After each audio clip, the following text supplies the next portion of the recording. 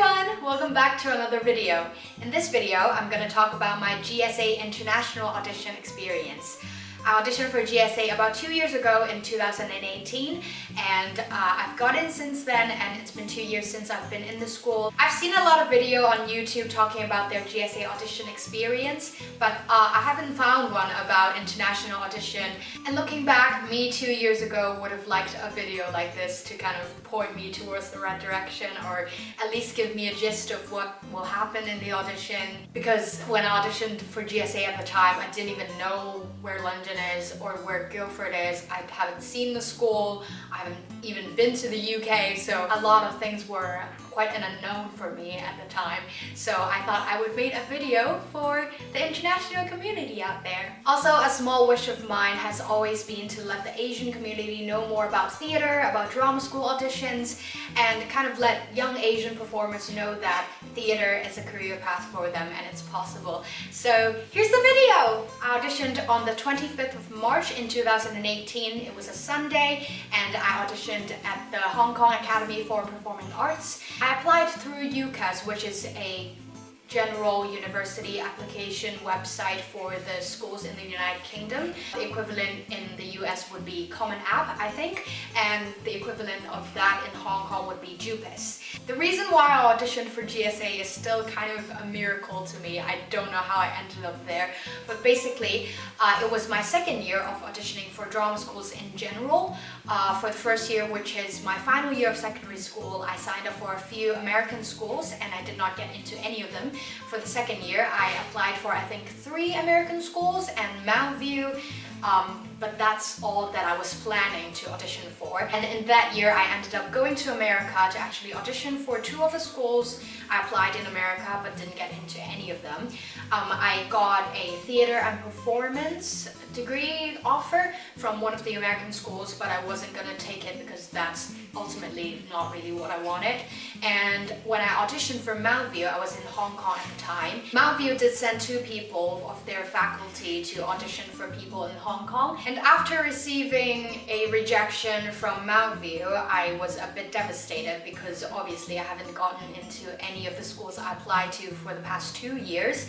And at that point, I was full on ready to just stay in CUHK to study English for another year before I applied to anything else. My friend Carmen, who was auditioning for Masters in Musical Theatre at the time, recommended me to audition for GSA. And at the time, I didn't know where GSA was, what it is. I just know that it's a very, very famous and very, very good drama school.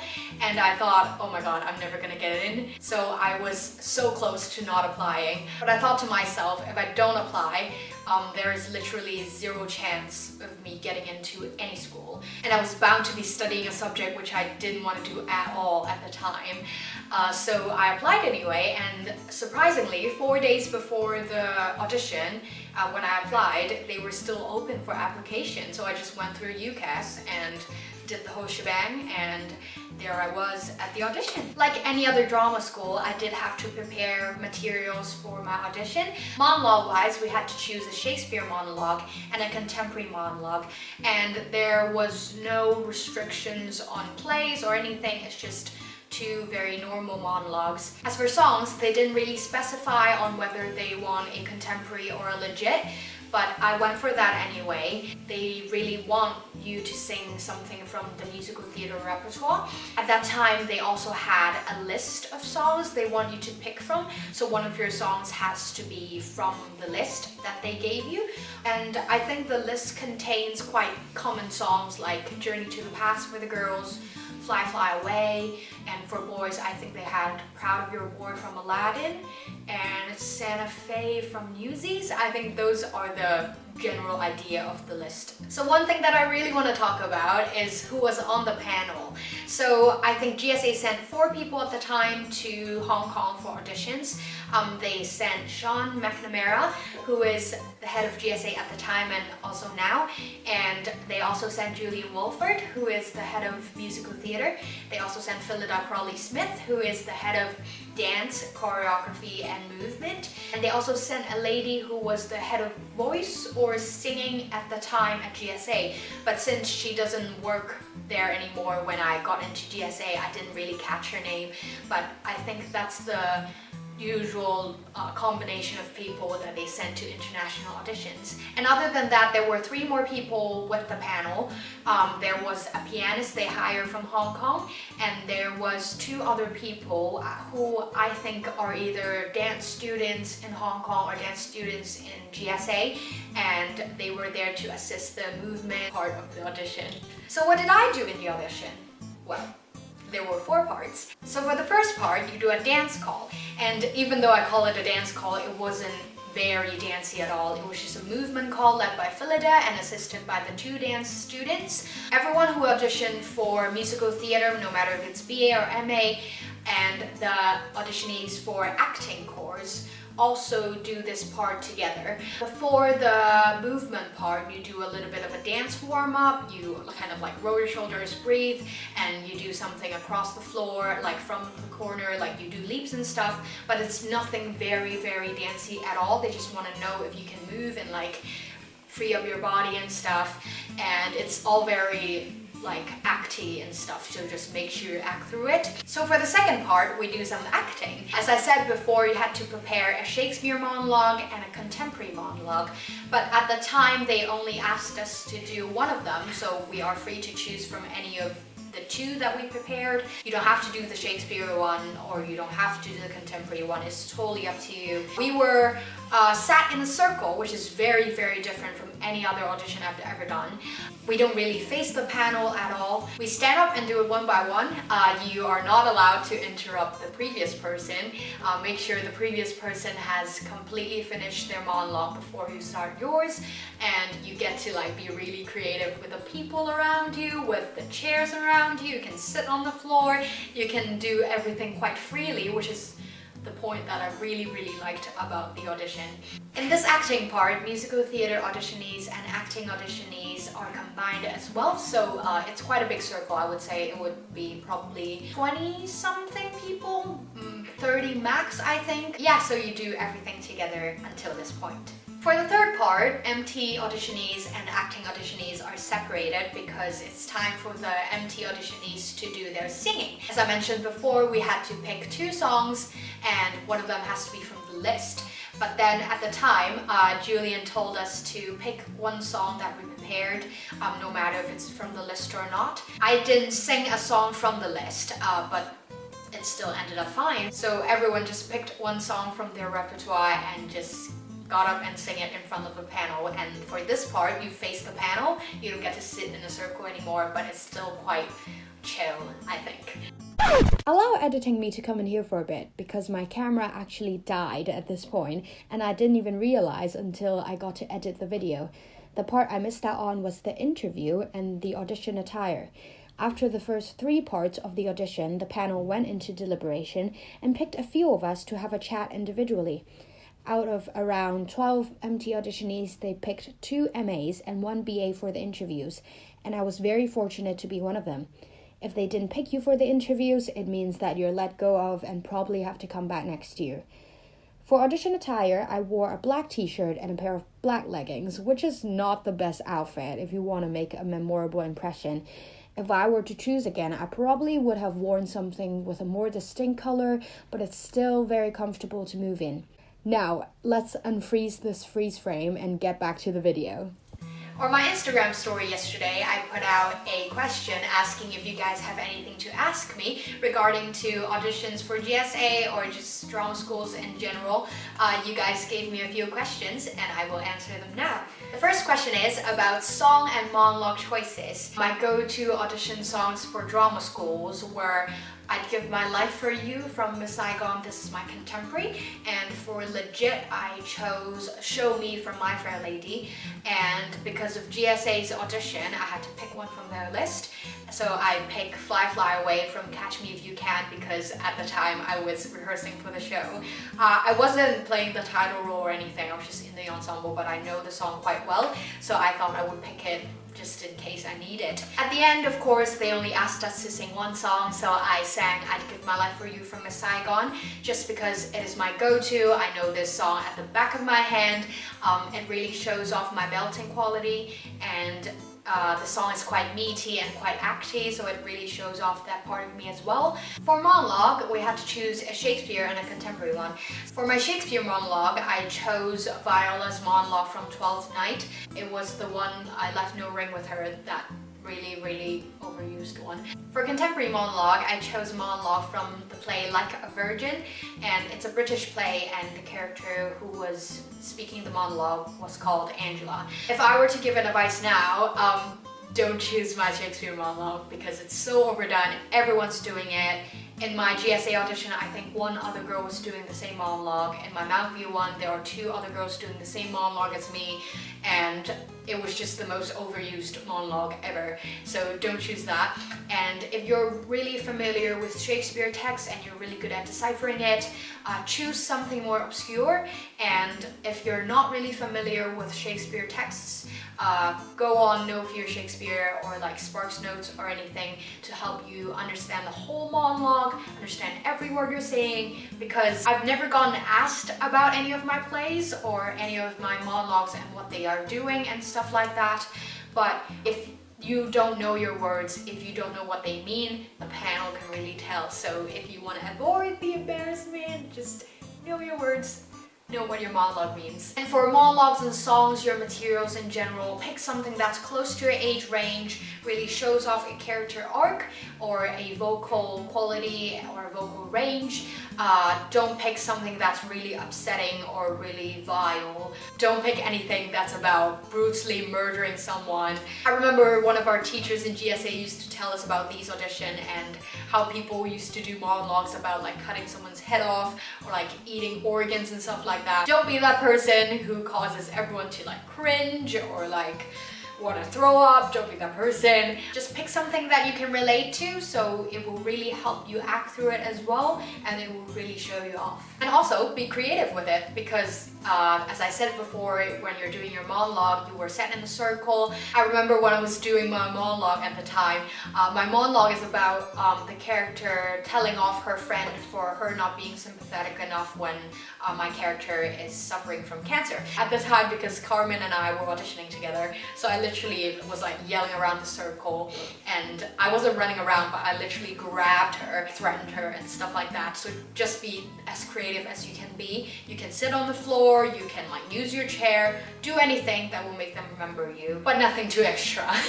Just enough to make you really act through your bit and really shows you off. The second question is about pre-audition rituals or anything to prepare for auditions.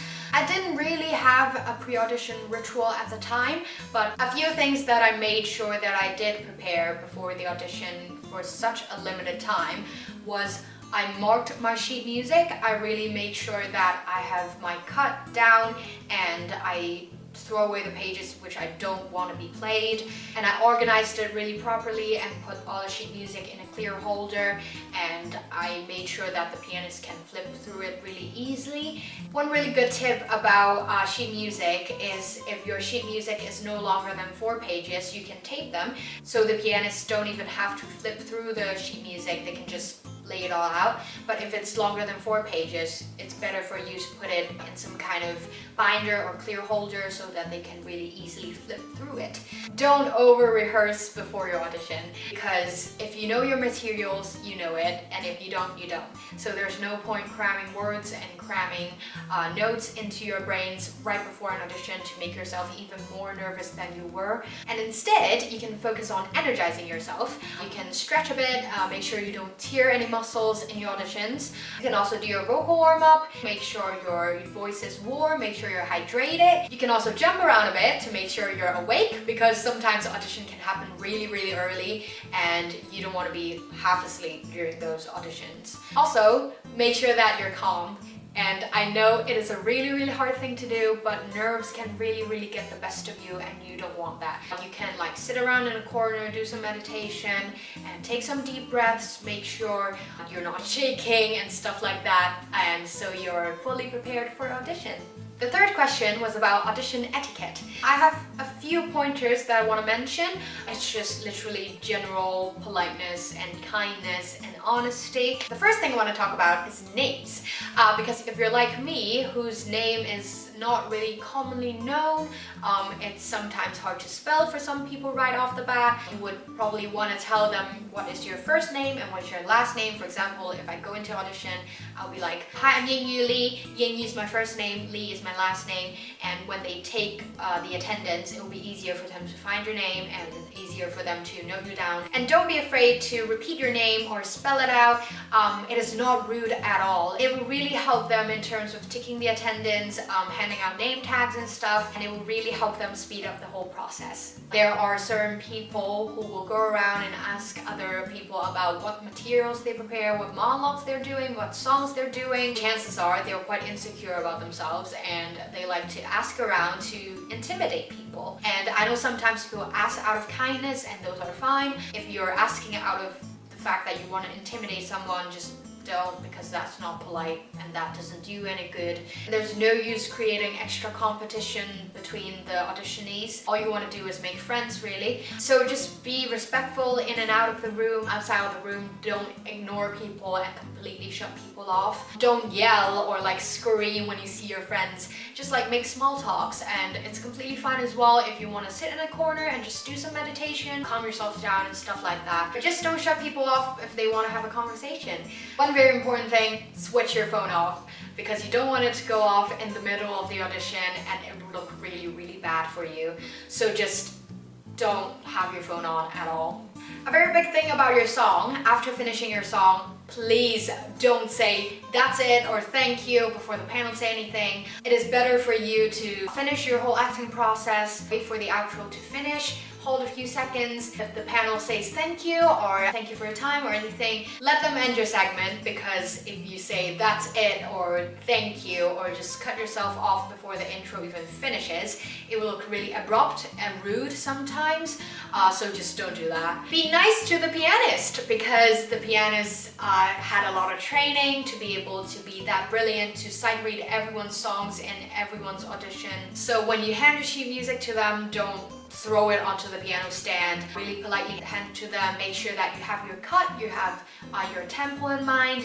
Explain your sheet music, explain your tempo. You can clap, or you can like pat your chest, or you can gently pat your thighs. Anything that works for you. Anything that doesn't sound rude or look rude will be fine. Thank them before and after them playing for you, because they've done hard work. After you finish the audition, make sure to thank the panel for their time if you get the chance, because chances are they're quite tired after listening to everyone do their monologues, do their dances, and do their songs. So just make sure that you express your gratitude.